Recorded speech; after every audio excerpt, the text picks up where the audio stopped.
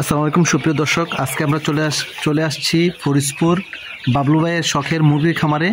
বাবলু ভাই, কতগুলো মুরগি আছে এখানে? এখানে প্রায় 315টার মতো আছে। 315টার মতো আছে। কতগুলো বাচ্চা নিয়েছিলেন আপনি?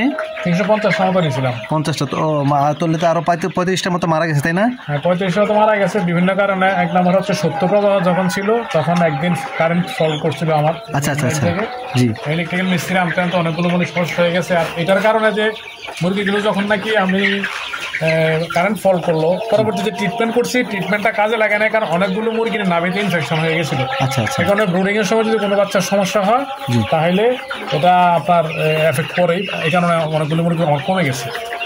আচ্ছা, তো এই যে মুরগিটা কেন আপনি আসলে লালন পালন করতেছেন? আপনার এটা আসলে আমি শখের থেকে শখ থেকেই করতেছেন, তাই না? করতেছি, আমি কোনো কাজের লোক নেই, নিজে পরিশ্রম করি, আমার বাচ্চা আছে সাথে। আচ্ছা, দেখাশোনা নিজেরাই দেখাশোনা করতেছে।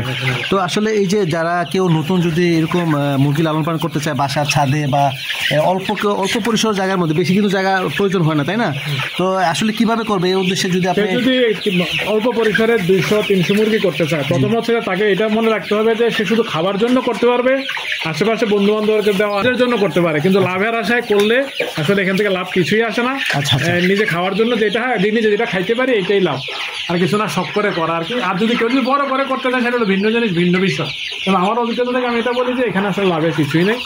ভুলভাবে নেমে লাভের আশা করে নেমে পরবর্তী দেখা গেছে যে মনে মনে কষ্ট পাবে বা ইয়ে হবে, যে আসলে লাভের কিছুই নেই এখানে।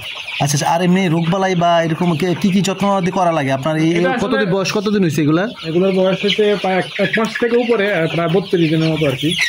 আচ্ছা, তো আমি দেখলাম কিছু বাচ্চা ছোট কিছু বড়, এই কারণটা কি? আসলে বাচ্চার কোয়ালিটির কারণে। আমি এর আগের বেসের বাচ্চার কোয়ালিটি খুব ভালো ছিল, যে ডিলার থেকে আনছিলাম, এই ডিলার চেঞ্জ করে অন্য একজন ডিলার থেকে বাচ্চাগুলো আনছি। আচ্ছা, যে কারণে বাচ্চার কোয়ালিটি ভালো পড়ে নাই। কোয়ালিটি ভালো না পড়লে আসলে বাচ্চা এরকম হয় যে কোনো বেচে কোনোটা হয়ে যায় 400 গ্রাম, কোনোটা 700 গ্রাম, একদম ছোট একদম অনেক ছোট আছে।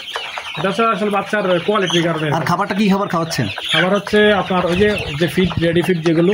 কত করে এখন বস্তা এগুলো আসলে এক এক জায়গায় এক এক সিস্টেম। আমার কাছে প্রায় 3200 টাকার মতো পড়ে আর কি। 50 কেজি বস্তা না?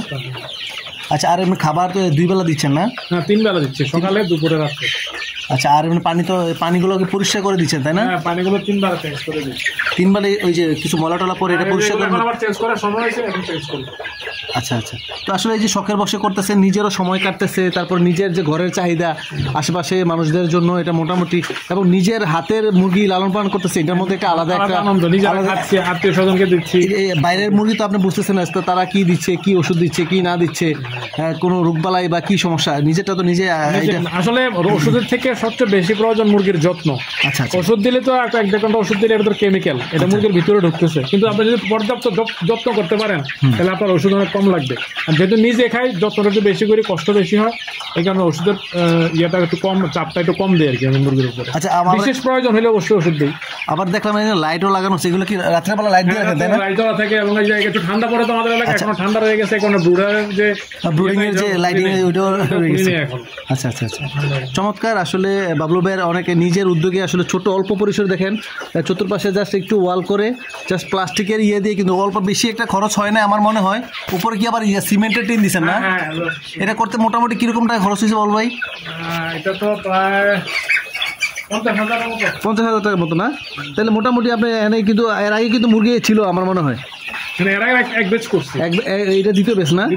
আচ্ছা আচ্ছা, চমৎকার। ঠিক আছে, আসলে সুপ্রিয় দর্শক, যারা নিজের বাড়ির ছাদে শখের বসে অল্প বসে 200, 300, 400 মুরগি লালন পালন করতে চাচ্ছেন, তারা অবশ্যই বাবলু ভাইয়ের যে বিভিন্ন পরামর্শ দিয়েছেন সেই আলোকে আসলে করবেন, এবং নিজেরা যদি যত্নাদি করেন, নিজের খাবারের চাহিদা পাশাপাশি আসলে বাণিজ্যিক উদ্দেশ্য না, নিজেরা যে একটা ফ্রেশ নিজের লালন পালনকৃত যে মুরগিটা খাবেন, এটার টেস্টই আলাদা হবে, তাই না?